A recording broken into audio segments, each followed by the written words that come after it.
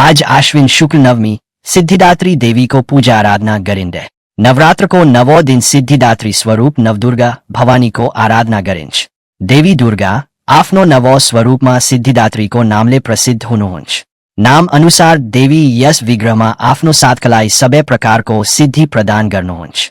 देवी को संपूर्ण अंगरु दिव्य कांतियुक्त सुंदर तथा मनोहर छ।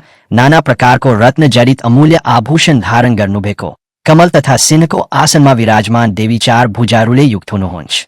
दाहिने भुजा में देवी जप माला र गदा तथा बाया भुजा में कमल पुष्प र शंख धारण करे की सिद्धिदात्री मार्कंडेय पुराण को अनुसार अष्ट सिद्धिरु अनिमा महिमा गरिमा लघिमा प्राप्ति प्राकाम्य ईशित तथा वशित समस्त सिद्धिरु इने भगवती को कृपा द्वारा पाइने छ।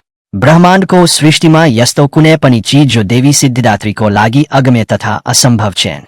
देवी भागवत अनुसार भगवान शिवजीले पनि वहाँकै कृपा द्वारा संपूर्ण सिद्धि प्राप्त गर्नुभएको थियो। वहाँबाट युक्त भएर अर्धनारीश्वर रूपमा शिवजी प्रसिद्ध हुनुभयो।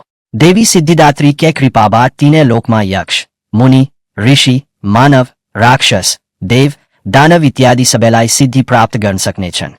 नवरात्र को नवौं दिन अर्थात नवमी तिथि यिनै सिद्धिदात्रीलाई समर्पित छ। देवी दुर्गा को सिद्धिदात्री रूप को साधना एवं पूजा गर्ने गरिन्छ। देवी सिद्धिदात्री नव दुर्गा को श्रेणीमा अंतिम स्थान में आसीन हुनुहुन्छ। देवी को साधनाले संपूर्ण ब्रह्मांड में विजय प्राप्त गर्न सकिन्छ। लौकिक तथा पारलौकिक सबै प्रकार को मनोकामना पूर्ण हुन सक्छ।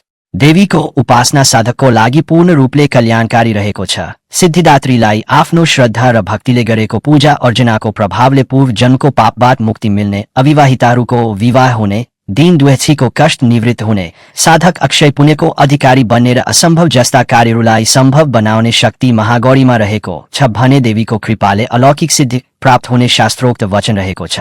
सिद्धिदात्रीलाई विशेष गरी रातो फूल तथा सबै प्रकारको सुगन्धित पुष्प प्रिय छन् भने नरिवल तथा गुलियो परिकारहरू अधिक प्रिय छन्।